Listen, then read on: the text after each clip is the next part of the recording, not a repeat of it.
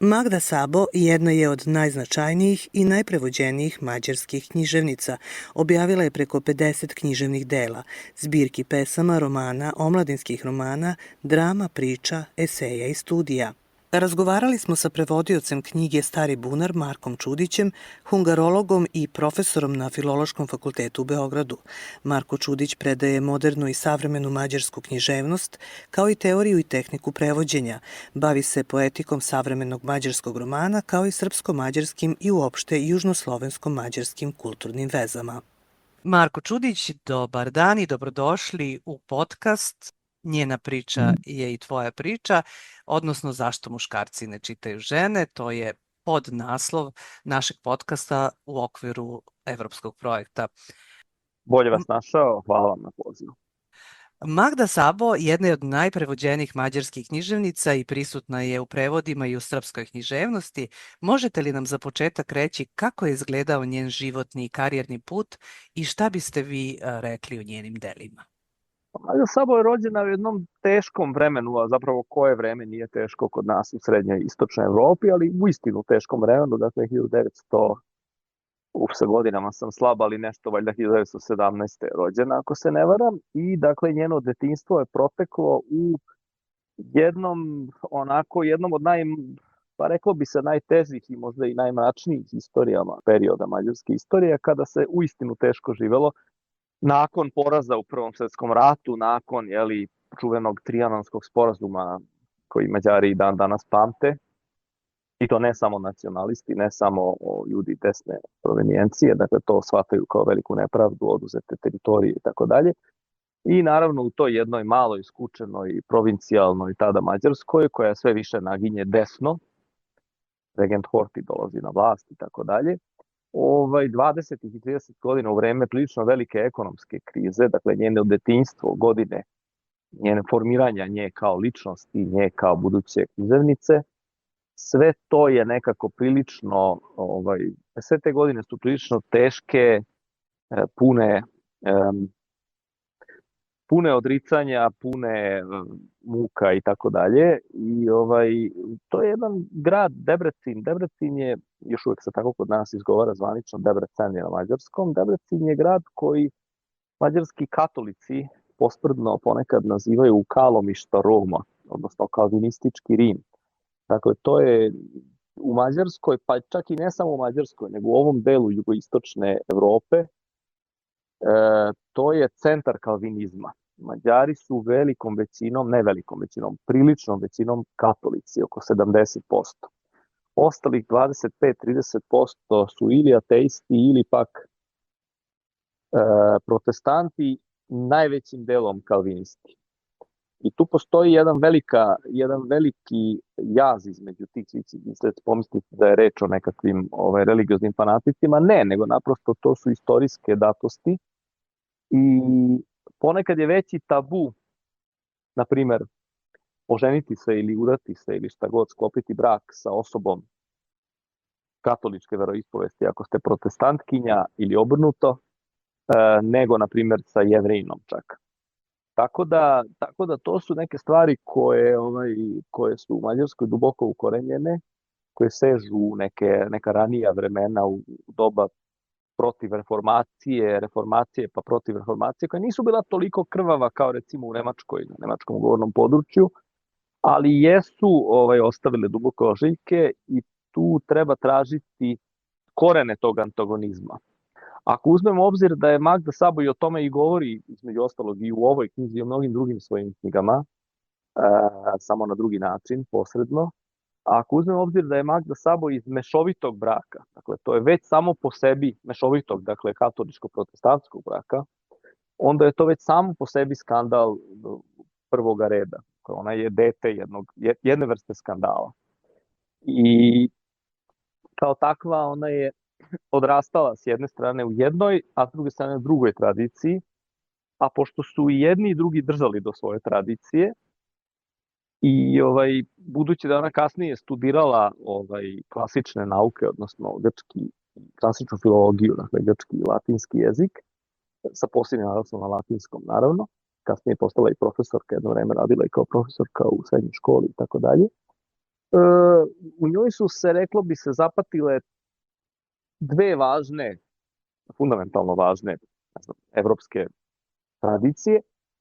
Jedna je ta judeo-hrišćanska civilizacija, mislim da ona Bibliju zna na pamet, i ne samo Bibliju, nego i razne katehizise i uopšte tumačenja i pesme i tako dalje, koje se pevaju, pesme koje se recituju i tako dalje, molitve, psalme, prerađene i tako dalje. I o tome takođe ima reči u knjizi. U to čak nisam ni ulazio u objašnjenje svega toga, to bi bilo malo previše. A s druge strane imamo i tu njenu porodičnu tradiciju, taj njen porodični legendarijum, koji je takođe veoma bogat. Tu i tamo, reklo bi se, čak možda i onako literarno nacifran, malo ću pridodati neki detalji, ali svako od nas ima neku svoju porodičnu mitologiju i mislim da je ona tu svoju porodičnu mitologiju recimo jednom svom rođaku sa Galije i tako dalje.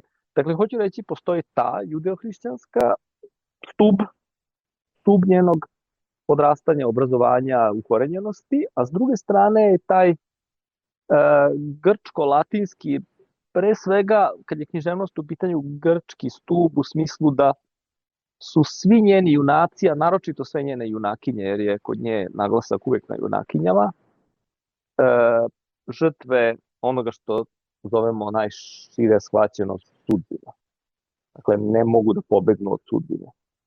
I to je taj helenski sud kod nje.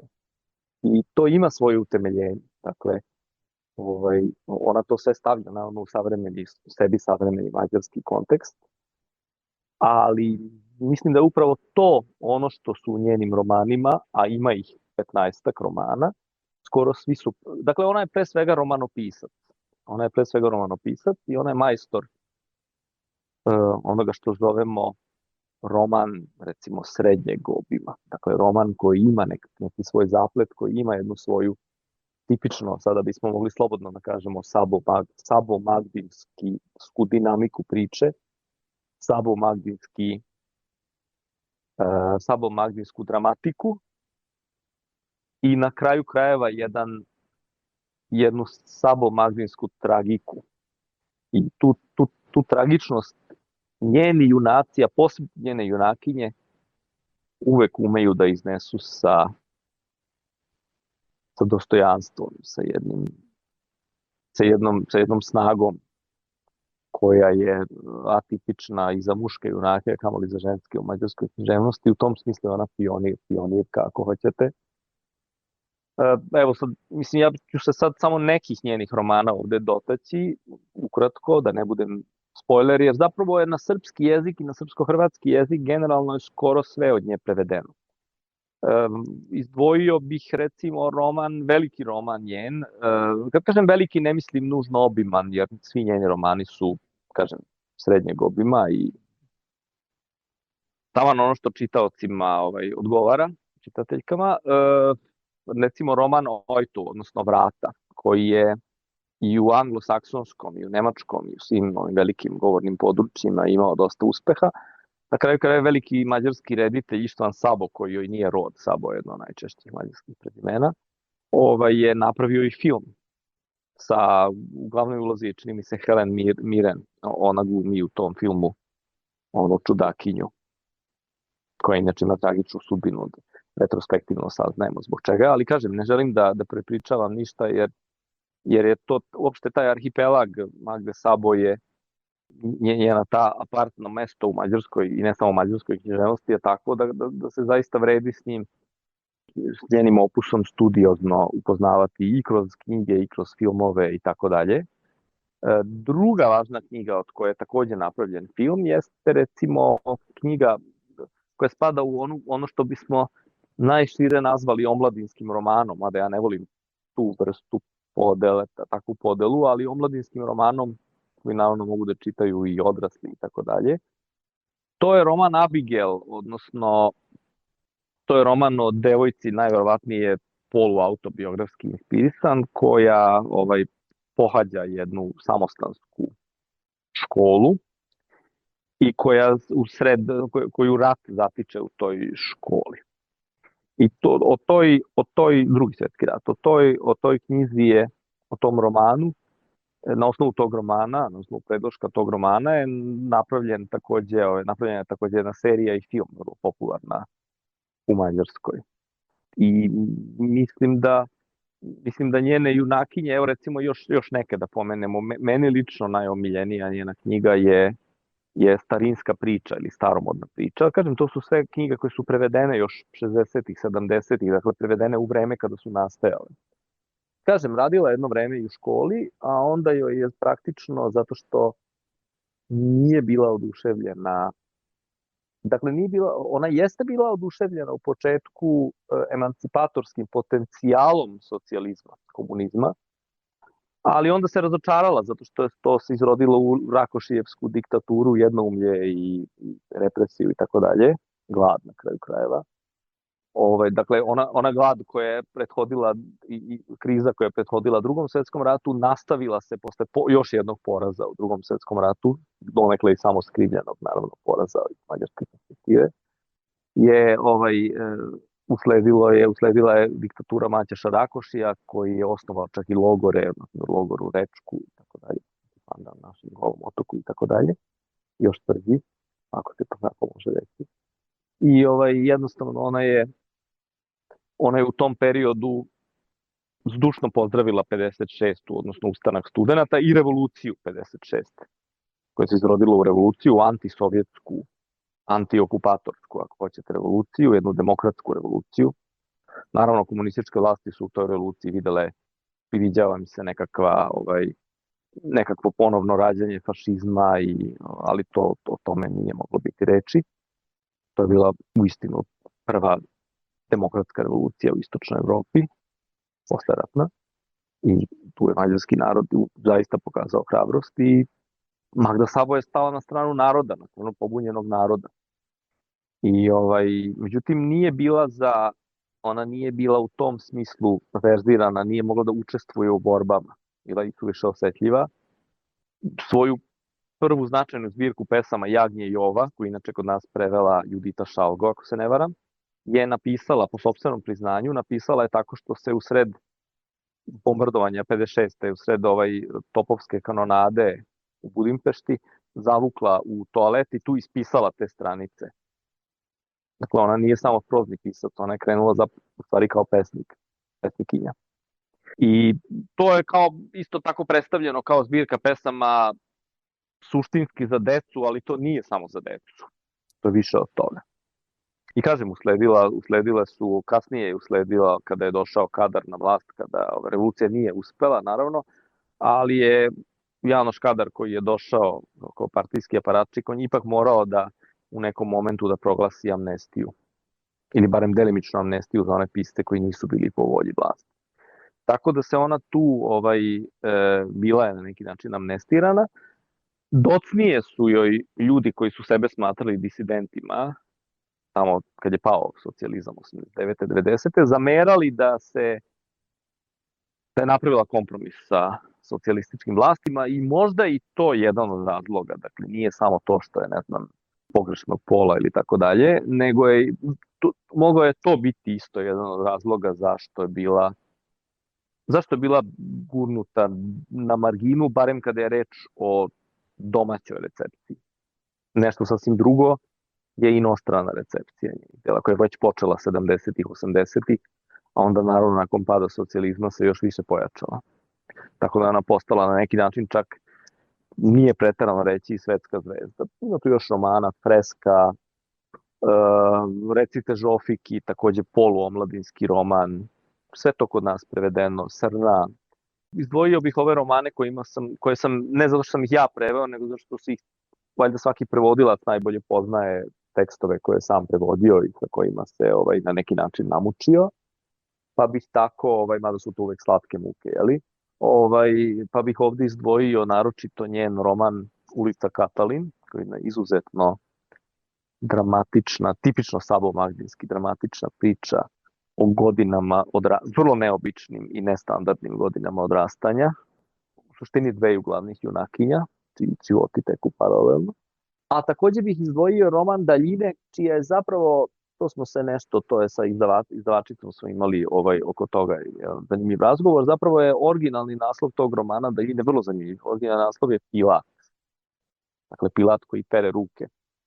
U tom romanu Pilat je u stvari glavna junakinja Iza, koja svoju staru obudovelu majku dovodi iz svog rodnog grada, Debrecina, dovodi je u Budimpeštu. I sad šta se dešava sa starim ljudima kada ih izmestite iz njihovog uobičajenog okruženja? Verovatno ništa dobro, eto, samo do te mere da budem spoiler. Ova knjiga o kojoj ćemo danas govoriti je nastala negde recimo na sredini njenog spisateljskog i životnog puta. Iako deluje kao da je rezime celog života.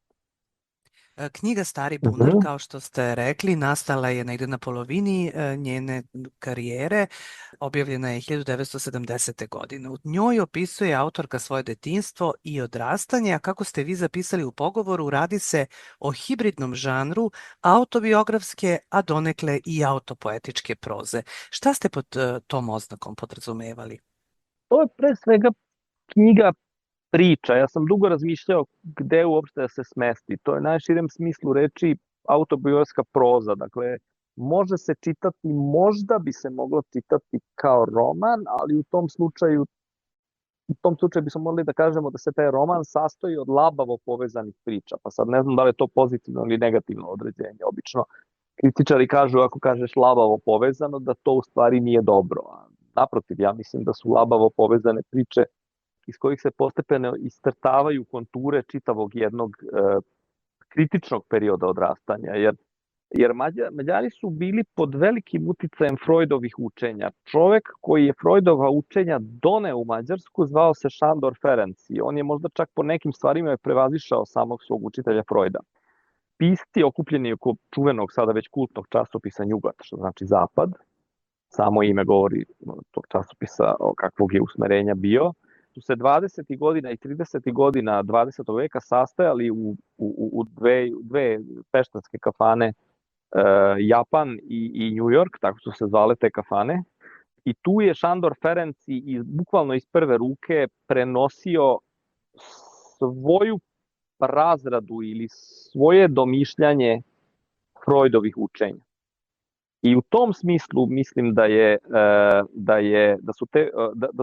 je namerno ona odlučila, Magda Sabo je ovde odlučila da kroz ovaj neobičan žanr da pokuša da istraži, to je naravno uvek riskantno u književnosti, da pokuša da istraži prvih recimo 4-5 godina svog života, 6, dakle one godine kada ljudi počinju da se sećaju, a još uvek ne mogu da koherentno razmišljaju, apstraktno razmišljaju o svetu koji ih okružuje. I zato je ova knjiga zanimljiva. Malo je takvih knjiga u svetskoj književnosti, ne znam, možda Andrej Beli, Hotik Letajev, malo je knjiga koje se bave tim jako ranim detinjstvom, dakle, postoji knjiga koje se bave pubertetom, Tom Sawyer, Huckleberry Finn, i postoje velike knjige, Dečaci Pavlove ulice, ako ćemo da ostanemo kod mađarske književnosti, ne znam, Bašta Sljezove boje, ali to su sve knjige o pubertetu, to su sve knjige koje govore ili priče koje govore o nekom periodu svesnog odrastanja, dakle, tim formativnim godinama. Ovde to nisu one svesne formativne godine, to su one najranije, dakle, detinjstvo, gde dete još uvek, gde se detetove predstave o svetu uslovljene nekim drugačijim i otuda je svet još uvek jako fragmentaran. I mislim da je to zapravo jedan hrabar poduhvat, da ova knjiga je hrabar poduhvat i sad evo malo svakidašnje žalopojke ili svakidašnje jadikovke prevodioca i u tom smislu da li mi verujete, evo od svih ovih 16 knjiga koliko sam u životu preveo, ovo mi je, iako sam prevodio tehnički zahtevnije i teže knjige, dosta teže, ali ovo mi je bila u suštini najteža knjiga, zato što sam morao, dakle, da pokušam da se stavim u ulogu devojčice, što priznaćete nije tako lako, da se stavim u ulogu devojčice, odnosno žene koja pokušava da evocira uspomene jedne devojčice i koja stalno ili vrlo često menja uglove pripovedanja. Dakle, čas je devojčica, čas je zrela žena koja piše o svom detinjstvu. I sad to je bilo dosta teško izvesti, ja se nadam da sam koliko toliko to uspeo. Dakle, da pratim taj ritam i to se vrlo ritmički kod nje smenjuje. Dakle, ona ima svesti o ritmu svoje proze, naravno. A mislim da je najteže u stvari bilo to uhvatiti taj s jedne strane naivni ton, pa ne znam s čime bi, evo ako bih možda sa ranim jadima Danila Kiša, mada ne može, to je jako daleka paralela, mislim da bi to nategnuto. Ali eto, što se tiče nekakvog postupka, možda bi se moglo iz daljine, jako neke velike daljine i sa velikom rezervom, naravno, pustite ovo sa kilogramom soli ili već šta, ali mislim da bi možda moglo da se uporede recimo sa tim postupkom. U smislu smenjivanja tog rano detinje, iz jedne rano detinje perspektive i perspektive pripovedačice, koja je naravno zrela žena. Kroz priče iz detinjstva saznajemo i kako je pripovedačica stasavala, odrastala, ali saznajemo i kako je postajala profesionalna književnica, odnosno kako se proces tokom odrastanja odvijao koji je autorku vodio u svet književnosti i u pogovoru kažete da je to izvesni podvig jer mađarska književnost čak i dan danas u dobroj meri je notorno mačistička i muškocentrična. Jako zanimljiva napomena. Ja ne znam, verovatno sam precenio svoju poznatost. Znači, ljudi koji me lično poznaju će u toj rečenici ipak shvatiti vidjet će izvesnu ironiju. Verovatno vi niste primetili tu ironiju, ima izvesne ironije u tome. Pogotovo ako se zna da i u Mađarskoj, naravno, žene su suštinski glava porodice, a ne muškarci i tako dalje, u svakom smislu. Ali kad je književnost u pitanju, tu je uvek postojalo određeno podozrenje. Evo pokušat ću samo kroz nekoliko to primjera da kažem, recimo veliki mađarski pesnik i mučenik koga su nacisti ubili, Mikloš Radnoti, jevrejskog porekla, koga su 1944. streljali, koji ima veze i sa našim gradom Borom, jer u Boru je učenik bio u jednom logoru gde su iskopavali bakar za naciste, za Nemce. I kad je sovjetska armija, kad je oslobađala ove prostore, onda su se Nemci povlačili i u tom povlačenju on je streljan 44. blizu Abde kod Đera, gore. Zašto je on značajan? Zato što je on prvi pisac koji je doktorirao, prvi poznati pisac koji je doktorirao iz književnosti i koji je svoj doktorat posvetio spisateljici Margiti Kafka. Ta Margita Kafka, ona je prevođena kod nas, njen roman Mravinjak je preveden kod nas i ima jednu super knjigu veliku, Boje i godine. Ona je relativno mlada umrla i ona i njen sin su umrli od španske groznice, pre 40. godine života je umrla, ali eto, ostavila je traga. Dakle, hoću reći da je samo jedan, recimo, pisac se pozabavio i naučnik, veliki pesnik, se pozabavio u svom naučnom radu, onom radu koji bismo mogli nazvati naučnim, eseističkim, je upravo odlučio da piše o poetici jedne spisateljice, a ne pisca, što je retkost. Danas već toga imamo, ali čak i danas je to u tom smislu mačistička, dakle da recimo supruga velikog pesnika Mihalja Babića je iz nekog razloga, verovatno je to neka autocenzura, morala, ili ona je smatrala da je tako pametnije, da pod pseudonimom objavljuje svoje pesme. Predstavljala se kao Sophie Terek Sophie. I imamo dosta takvih primera. Naravno, kažem, danas je drugačija situacija, ali slagao bih vas kad bih rekao da nije bilo mađarskih pisaca koji su pokušali iz ženske perspektive, ne sasvim bezuspešno, kao Tolstoj ili kao Balzac, da pišu. Recimo, Laslo Nemet, veliki mađarski pisac, njega su smatrali prvim piscem koji se bavio emancipovanim ženama, koji je pisao o emancipovanim i stoga vrlo ženama tragične sudbine. Recimo, pisao je, sad se udaljavam opet od ove osnovne teme, ali nemoguće je ne udaljiti se, zato što ako ste me već pitali ovako apstraktno pitanje, onda moram da to nekako razradim bar malo. Dakle, Laslo Nemet je u svom romanu Žalost ili Korota, je pisao o jednoj ženi koja je ostala udovica i koja da bi ugodila selu, ono baš selendri nekoj u kojoj živi, predugo nosi crninu, predugo žali svog muža, do te mere da na kraju na neki čudan način, što bi rekli klinci, odlepi. Dakle, ona zapravo se saživi sa ulogom ucveljene udovice, do te mere da to postane već parodija samoj sebi. Ali mi u stvari vidimo da, mi u stvari ne znamo sve vreme da li je to neki njen igrokaz, da li je to neka njena pobuna protiv sveta u kojem živi, pobuna protiv patrijarhata u kojem živi, ili je ona odista žrtva toga. Ili je jedno i drugo. Dakle, da kroz tuže... I na kraju već seljani kažu, pa kao ova je poludela umesto da se ponovo uda, ova se potpuno uživala u tu ulogu. Dakle, to je jedna vrsta parodije patrijarhata i postoje pisci koji su o tome, naravno to sad može kritički razmatrati da li muškarac može, da li muškarac ima pravo, da li i tako dalje, koliko do koje mere može da se saživi sa takvom jednom ulogom. A Magda Sabo je prva koja je iz unutrašnjeg jednog ugla u dobroj meri autobiografski intonirano uspela da progovori o tim ženskim likovima koji uopšte nisu pozitivni, oni su vrlo kompleksni likovi.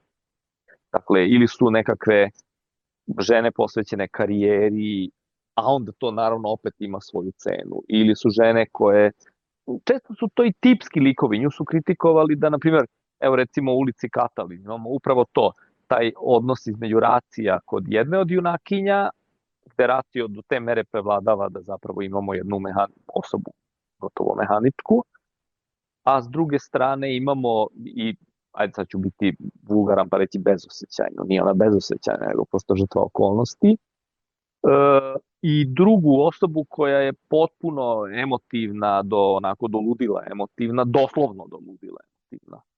Dakle, koja psihički oboli, a koja je u stvari rođena sestra ovoj drugoj i tako dalje. Dakle, imamo te malo stereotipne likove, ali čak i te stereotipne likove, čak i tim stereotipnim likovima, ženskim likovima naročito, koji su najreljefniji kod nje, ona je udahnula jedan onako neponovljiv karakter.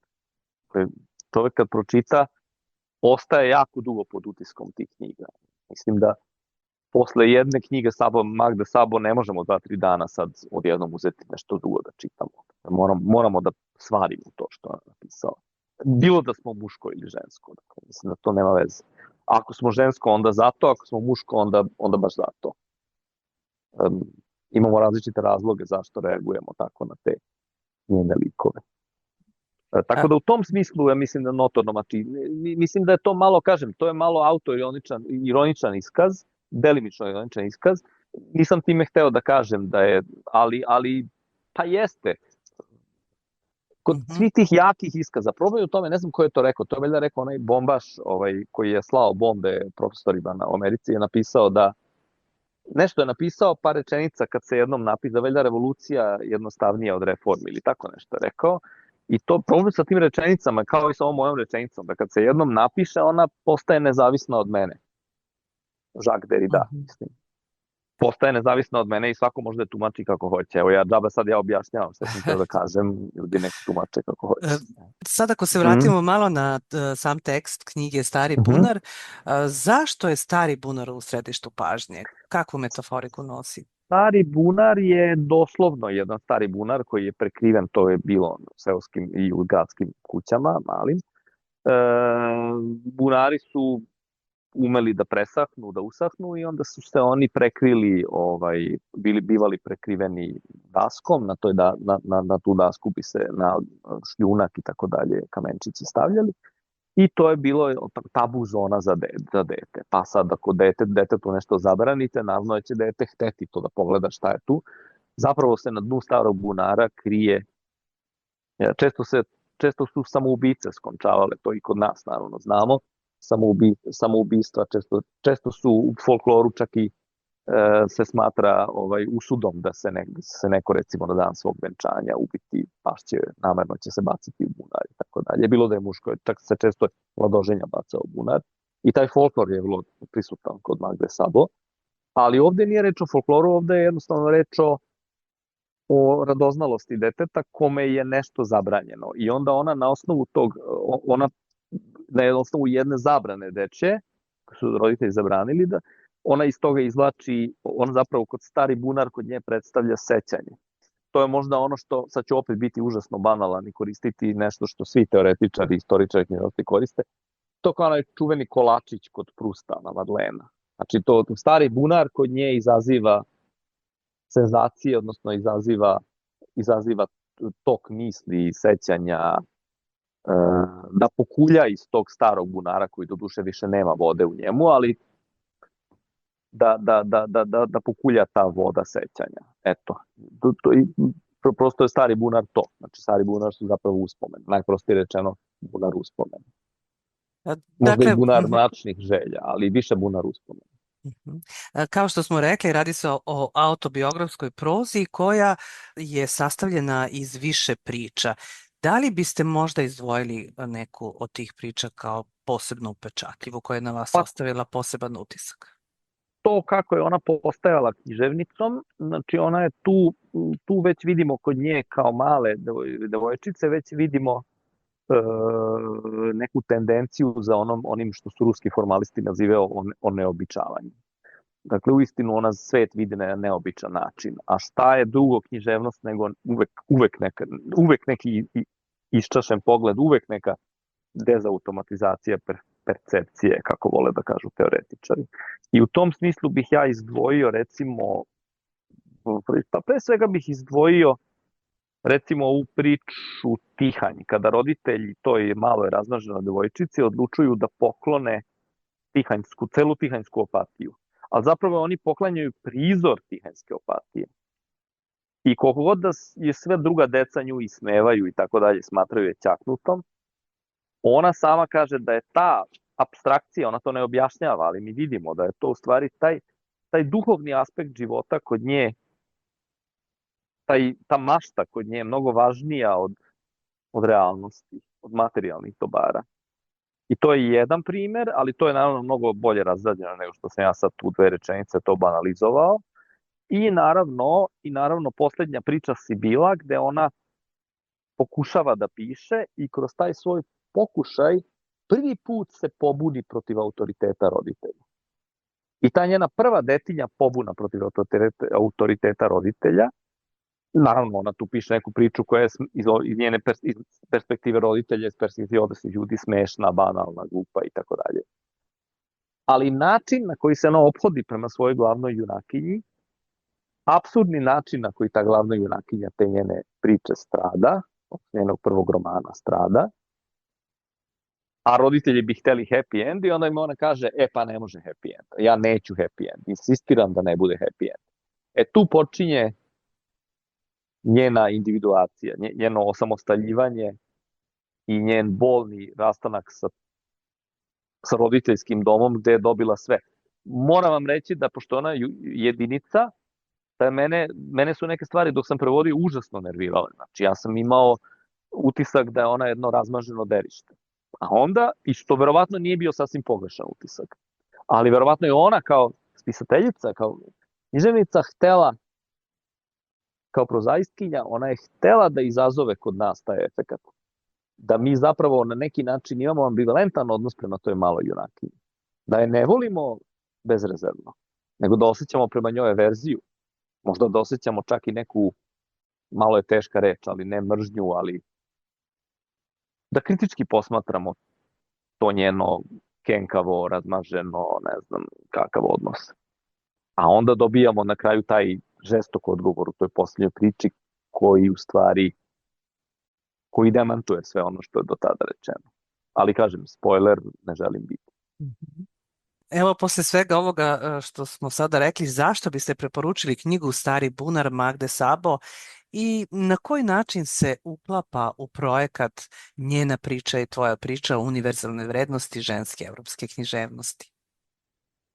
Ne znam, ja sam poslednji čovek koji razdvaja književnost na mušku, na žensku, na srpsku, na mađarsku, na prozu, na poeziju, šta god. Dakle, ja mislim da ta vrsta, kako bi se reklo, da jedni druge makar, ne znam kako, rodno, polno, kako god gledamo preko Nišana, što nažalost vidim na obe strane, dakle vidim i u radikalnom mačizmu i nekom, kako se to kaže danas, bro culture, tako nažalost vidim i u delovima feminističkog arhipelaga. Ja ovde mislim da mi nju treba da posmatramo, da se ona uklapa u tom smislu što je među prvima se drznula da iz perspektive jedne male, razmažene devojčice, jedinice, dekonstruiše taj mit o nekakvoj posebnosti. Tako da, i naravno dekonstruiše taj mačo svet u koji neminovno upada. Jer to je jedan, pazite, Debrecen je jedan, bukvalno se ta oblast oko Debrecena se naziva Hojdušag. Doslovno hajduci, dakle to su hajduci, samo ne ovi kao naši hajduci, ne na taj način, ali su prilično bili žestoki momci ti hajduci i u Mađarskoj. Tako da je to jedno, pogotovo taj njen kraj. Znači to je jedan urbani kraj, ali čim izađete iz Debrecena, čim prestane ta granica tog grada koji uvek ima oko 100.000 stanovnika posljednjih par stotina skoro godina, čim izađete iz atara tog grada, vi nailazite na sela gde se živi potpuno drugačije, gde se živi uistinu, u pravom smislu reči, patrijarhalno. Dakle, u tom smislu ja mislim da je njena pobuna, čak bi se moglo reći da je njena pobuna na čudan način da internalizovala, ako hoćete, njena pobuna je na neki način čak i muška. Ona u jednom momentu kaže u jednoj svojoj priči, koja mi je takođe omiljena, kaže se družila sa dečacima, ne zato što sad, ne znam, što su joj bili u to vreme simpatični, ne znam što je flertovala s njima ili šta, ne, nego su joj devojčice bile dosadne i volela je, recimo, htela je da bude veći dečak od dečaka, u smislu da bude hrabrija od dečaka i to je često uspevalo. I sad samo još jedna mala priča, stvarno prepričavanje, nema smisla, ali samo moram ovo da kažem, da, na primjer, pacove, ubiju nekog pacova i sad kaže, ako me je nečemu naučilo to druženje sa najgorim od svih dečaka, sa najvećim huliganima tog vremena, tog njenog uzrasta, onda je to bilo to da nije bilo tog malog huligana, kad je počela da radi kao profesor u školi, nastavnica u školi, da nije bilo tog malog huligana koji bi joj doneo najodvratniju crknutu pacovčinu i da ona uopšte ne bi reagovala, ne bi se kao sve normalne, tako reći normalne žene, bi se uplašila, vrištala i tipična ženska reakcija. Ne. Ona je to posmatrala kao najnormalnije. Dakle, u tom smislu je ona jedna, može se čak reći mačo žena, je vrlo neobična žena.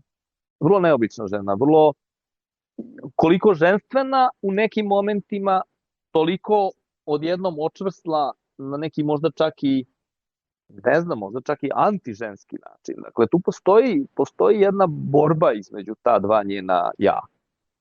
I ako ćemo pravo, recimo, njen muž, koji uopšte nije bio loš pisac, njen muž, biografski muž, Sobotka, Tibor Sobotka, je bio u njenoj senci. Dakle, ona je uspela da ostvari, naravno, on nije tako značajan književnik kao ona, nema tako značajne knjige, ali nije on književnik nešto mnogo manjeg dara od nje. Ali ona je uspela da ostvari to da zapravo njen muž bude u njenoj senci.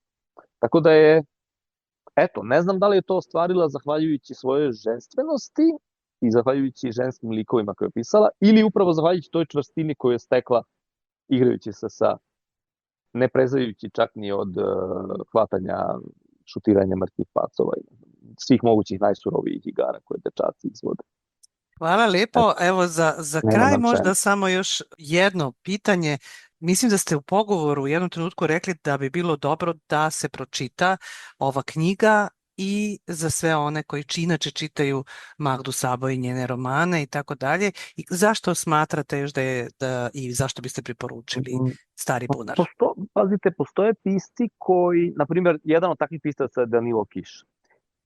Uz svu ogromnu literaturu koja je nastala i zaista od nekih neverovatno dobrih knjiga koje su nastale, i Davor Beganović i mnogi su pisali super knjige o Kišu, Katarina Wolf-Gries-Haber i od naših stručnjaka i takođe imamo dosta dobrih, Igor Perišić i Dragan Bošković i tako, ima dobrih knjiga o kišu, ali nijedna, pazite, nijedna od tih knjiga o kišu ne tumači kiša onako kako je kiš samog sebe tumačio, dakle kiš njim sami. Kiš u svojim intervjuima daje ključ, često i u svojoj prozi i u svojim kritikama, ali i u intervjuima naročito daje nevjerovatno značajne ključeve za razumevanje čitave svoje poetike. Ako Kiš to radi, a pošto Magda Sabo, nažalost, nije dovoljno prepoznata u samoj mađarskoj književnoj kritici, a ipak je kritika na svom jeziku, dakle na originalnom jeziku, kogod je to mala kultura, ipak to je nekako najdublja uvek kritika, ne mora da kreće od objašnjavanja, od prepričavanja kao ove druge kritike na drugim jezicima. To je bar moje mišljenje. Onda Magda Sabo najbolje samu sebe objašnjava možda u ovoj knjizi. Dakle, mislim da u ovoj knjizi svi ljubitelji Magde Sabo mogu da dobiju i svi ljudi koji vole da nađu ključ za neku knjigu, poetički, senzibilitetski, antropološki, etički, poetički, u kišovskom smislu podcrtica etički ključ, da će u ovoj knjizi da nađu čitav svežanj tih ključeva. Sa onim držačem na kojem je amblem grada Debrecina, ona protestantska crkva. Čuli smo Marka Čudića, prevodioca, hungarologa i profesora na Filološkom fakultetu u Beogradu. Ovo je bio poslednji podcast u okviru projekta Njena priča je i tvoja priča, koji podržava Evropska unija kroz program Kreativne Evrope. Hvala vam na vašoj pažnji i čitajte žene.